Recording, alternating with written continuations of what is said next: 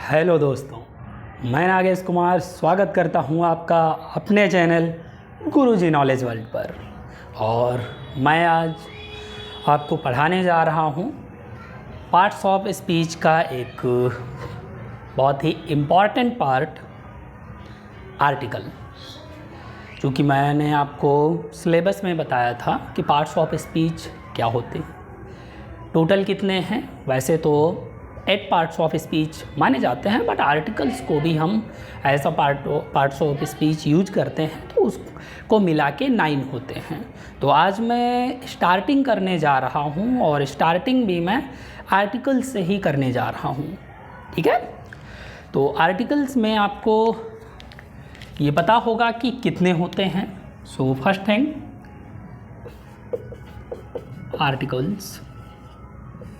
Articles होते हैं total 2 types के। कौन कौन से? पहला होता है, क्या होता है? Indefinite article and second is definite article. तो इंडेफिनिट आर्टिकल क्या होता है? ऐसा कोई भी आर्टिकल जो किसी भी थिंग को इंडेफिनिट बताए, यानी कोई फिक्स नहीं है कि एनीथिंग क्या है, कौन है, कैसा है, कोई फिक्स आइडिया नहीं है, वो क्या है? इंडेफिनिट, ठीक है। तो फर्स्ट होता है इंडेफिनिट आर्टिकल, ठीक है। और इंडेफिनिट के भी 2 पार्ट्स हैं। कौन कौन से आर्टिकल्स होते हैं इंडेफिनिट में? इंडेफिनिट में आते हैं ए एंड, ये दोनों इंडेफिनिट में आते हैं। इन्हीं का यूज़ हमें पढ़ना है कि ए को हम कहाँ पे यूज करते हैं और एन को कहाँ पे यूज करते हैं। तो बाकी अभी तक पढ़ा है आप लोगों ने, तो इतना तो आपको पता ही होगा कि ए और एन का यूज कहाँ पे किया जाता है। लेकिन उसमें भी थोड़ा सा कन्फ्यूज़न होता है कि स्टार्टिंग में हमको पढ़ाया ये गया है कि हमें जो ए और एन का यूज करना होता है वो इंग्लिश के वॉवेल्स के अकॉर्डिंग करना होता है, जबकि ऐसा नहीं है। हमें ए और एन का यूज करना होता है वॉवेल साउंड के अकॉर्डिंग। किसके अकॉर्डिंग? साउंड, चाहे वॉवेल का साउंड हो या कॉन्सोनेंट का साउंड हो, हमें साउंड के अकॉर्डिंग यूज करना होता है।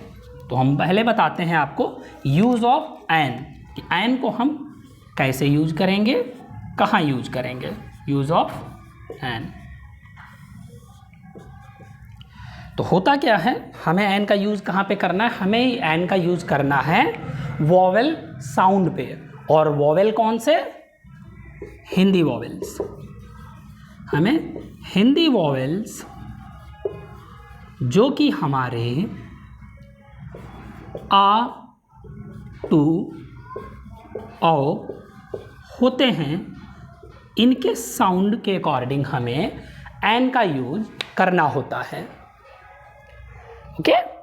यानी कोई भी वर्ड अगर दिया हुआ है और उसको जब हम प्रोनाउंस करते हैं तो उसका प्रोनाउंसिएशन यानी स्टार्टिंग वर्ड अगर आ टू औ के बीच में आता है तो हम वहाँ पर क्या यूज करेंगे? एन का यूज करेंगे। लाइक जैसे हम फर्स्ट लेते हैं, से एप्पल कहते हैं, तो इसको हम क्या लिखते हैं? एप्पल। किससे स्टार्ट हो रहा है? ए से। और ए क्या है? आ टू औ के बीच में आता है, यानी हिंदी वॉवेल है। इसका साउंड ए हो रहा है, इस वजह से हम इसके लिए क्या लगाएंगे? एन का यूज करेंगे।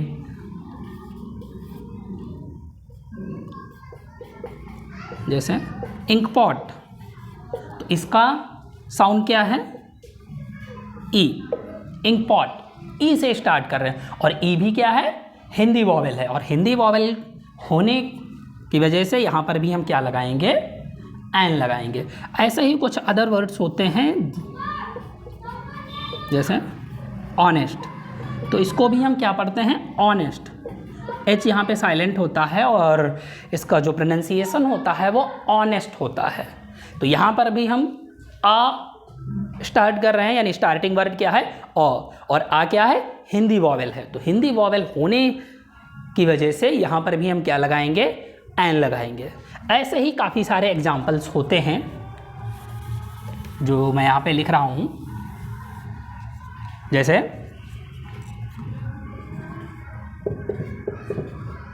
MLA, तो इसको भी हम स्टार्टिंग इसकी क्या है, MLA, स्टार्टिंग क्या है A, तो इसके लिए भी हम क्या यूज़ करेंगे, N का यूज़ करेंगे। ऐसे ही MA हो जाएगा आपका, ठीक है, R हो जाएगा। इस तरीके से और भी बहुत सारे वर्ड्स होते हैं जिनका साउंड हिंदी वॉवेल्स के अकॉर्डिंग होता है, बट स्टार्टिंग उनकी इंग्लिश कॉन्सोनेंट की तरह होती है। तो हमें मेनली देखना क्या है, प्रोनाउंसिएशन क्या है, यानी स्टार्टिंग में हम कैसे प्रोनाउंस कर रहे हैं, तो स्टार्टिंग वर्ड देखना है, उसी के अकॉर्डिंग हम एन का यूज करते हैं। Got it? I hope you understand. And second thing है यूज ऑफ ए का यूज कहाँ पे करेंगे, यूज ऑफ ए। तो सिंपल थिंग है कि अगर हम हिंदी वॉवेल्स के प्रोनाउंसिएशन पर एन का यूज़ कर रहे हैं तो हिंदी कॉन्सोनेंट्स के प्रोनाउंसिएशन पे क्या करेंगे, ए का यूज़ करेंगे। तो स्टार्टिंग वर्ड उसका भी देखना है कि फर्स्ट वर्ड क्या हो रहा है, तो यहाँ पे क्या आएगा, Hindi consonants, according to Hindi consonants.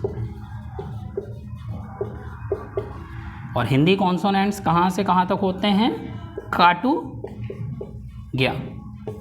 Okay, तो इसी के अकॉर्डिंग जब हम प्रोनाउंस करेंगे फर्स्ट लेटर देखेंगे, अगर वो हिंदी कॉन्सोनेंट से स्टार्ट हो रहा है साउंड उसका, तो हम क्या लगाएंगे, ए का यूज़ करेंगे। ओके, तो एग्जांपल्स देख लेते हैं, जैसे बैट, तो यहाँ इसको हम स्टार्ट कर रहे हैं बा से, और बा क्या है, हिंदी कॉन्सोनेंट है, इसीलिए यहाँ पर हम क्या लगाएंगे, ए लगाएंगे। इसी तरीके से कुछ ऐसे वर्ड्स होते हैं जो इंग्लिश कॉन्सोनेंट से स्टार्ट होते हैं बट उनका प्रोनाउंसिएशन क्या होता है, मतलब हिंदी वॉवेल्स इंग्लिश वॉवेल्स के से स्टार्ट होते हैं बट उनका जो प्रोनाउंसिएशन होता है वो हिंदी कॉन्सोनेंट के जैसा होता है, इसीलिए वहाँ पर भी हम ए का यूज़ करते हैं। लाइक यूनिक, यूनियन, यूनिवर्सिटी, ये वर्ड्स हैं, ये सब के सब या से स्टार्ट हो रहे हैं और या क्या है, हिंदी कॉन्सोनेंट है, और इसीलिए यहाँ पर हम क्या लगाएंगे, सभी में ए लगाएंगे। ठीक है, इतना समझ में आया? यानी हमें मेनली देखना क्या होता है, that is the starting sound of the word. Okay, तो जो स्टार्टिंग साउंड है वर्ड का सिर्फ उसे ही देखना है। अगर वो साउंड हिंदी के वोवेल से है तो एन लगाएंगे, और हिंदी के कॉन्सोनेंट से है तो वहाँ पर हम ए लगाएंगे। इतना समझ में आ गया होगा? ओके, और ये इनडेफिनेट है, यानी किसी भी डेफिनेट थिंग को नहीं बताते हैं। जैसे आई मेट अ पर्सन, ठीक है, एग्जाम्पल है कि आई मेट अ पर्सन, तो इसका मतलब है कि मैं एक इंसान से मिला, एक इंसान मतलब कोई भी, आई मेट अ पर्सन, मैं किसी इंसान से मिला, किसी भी इंसान से, उसके बारे में मुझे कोई आइडेंटिफाइड नॉलेज नहीं है, यानी वो क्या है, अनआइडेंटिफाइड है, मीन्स इनडेफिनेट है, कोई निश्चित नहीं है कि कौन था क्या था, इसलिए ये क्या है, इनडेफिनेट होता है। सेकंड आता है आपका डेफिनेट आर्टिकल।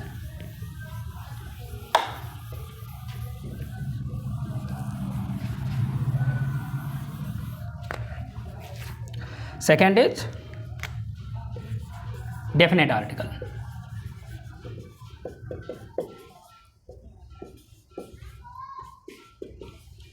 और डेफिनेट आर्टिकल क्या होता है, इट्स दिया द।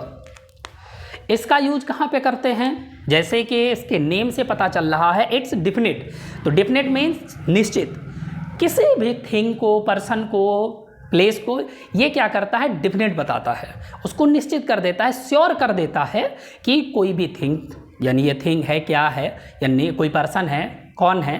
जैसे सपोज अभी बताया ना कि आई मेट अ पर्सन, मैं किसी इंसान से मिला, और उसी को अगर मैं कहूँ कि I met the person who stole my purse, तो मैं उस इंसान से मिला जिसने मेरा पर्स चुराया था। तो यहाँ पे क्या हुआ, वो जो पार्टिकुलर पर्सन था वो क्या हो गया, डेफिनेट हो गया कि ये वही पर्सन है जिसने मेरा पर्स चुराया था। Got it? तो ये क्या करता है, थिंग्स को डेफिनेट बता देता है, डेफिनेट। एंड इसके भी कुछ अदर यूजेस हैं कि जो भी थिंग्स हैं आपकी, स्पेशली जो आपको दिख जाएं यूनिक थिंग्स हैं, नेचुरल थिंग्स हैं, मोस्ट प्रोबेबली यही होता है। यूनिक थिंग्स हो गई, कोई नेचुरल थिंग्स हो गई, इन सब की स्टार्टिंग में आपको द लगता है। जैसे मून है, सन है, अर्थ है, ये सब क्या है, यूनिक है, नेचुरल है। डायरेक्शंस हैं, east west north south, okay.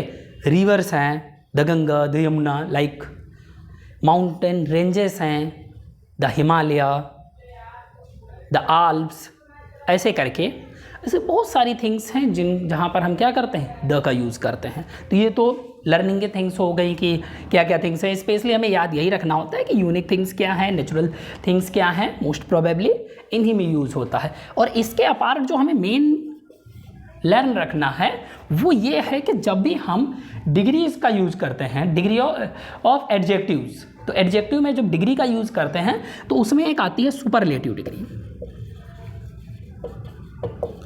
Superlative degree, तो सुपरलेटिव डिग्री में भी हम द का यूज़ करते हैं। जैसे the best, I am the best student in the class. जब हम कंपैरिजन करते हैं बहुत सारे लोगों में एक का, यानी सभी से अच्छा या सभी से बुरा, ऐसे करके, तो वहाँ पर हम द का यूज़ करते हैं। द बेस्ट, द वर्स्ट, ऐसे करें, द लॉन्गेस्ट, इस तरीके से, ओके। एंड जब हम क्वांटिटी की बात करते हैं या टू थिंग्स की बात करते हैं कंपैरेटिवली, कंपेयर करते हुए, लाइक यहीं पे बता देते हैं,